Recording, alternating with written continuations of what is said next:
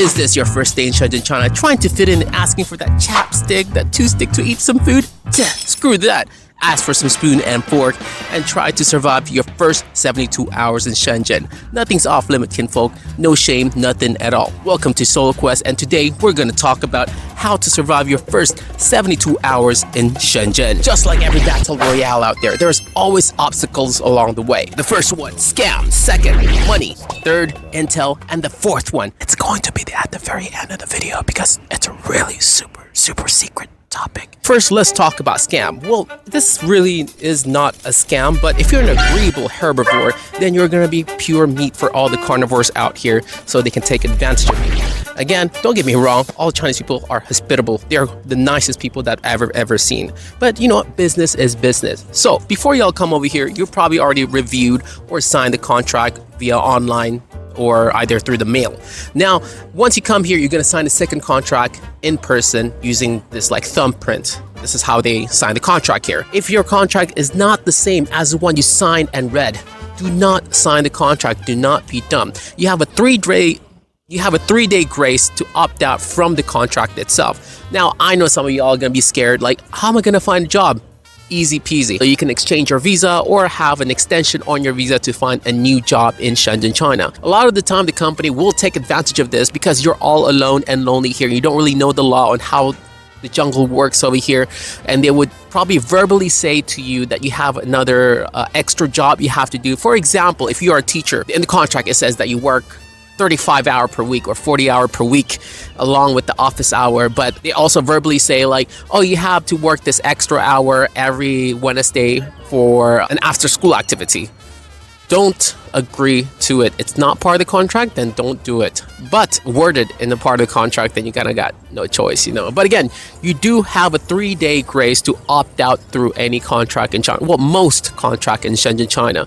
So do not be afraid if the offer, the real offer at the very end is not really suitable for you. Oh man, I'm getting fat. Next one, let's talk a bit more about money. Now, based off my experience, most of the new expat that comes to Shenzhen or China in general bring about like around 500 bucks up to 1,000 bucks. I'm not really sure what that currency is like in fish and chip currency or Marmite currency, but that's not enough to put a roof on your head in your first 24 hour to 72 hours in Shenzhen.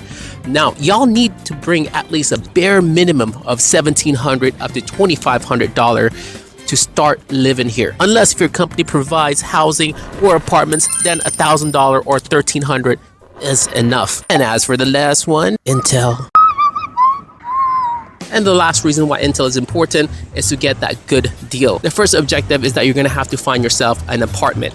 But a lot of the time, the apartment agent in here will try to take a dump in your face and make you eat it, and you're gonna say thank you and you're gonna take it anyways. But if you have that connection through WeChat, then you're gonna get yourself a good apartment agent through connection, and you're gonna get yourself a good deal on those apartment as well. Now onto the very last important subject. So I might get a lot of flack for this, but avoid touristy area until your next paycheck.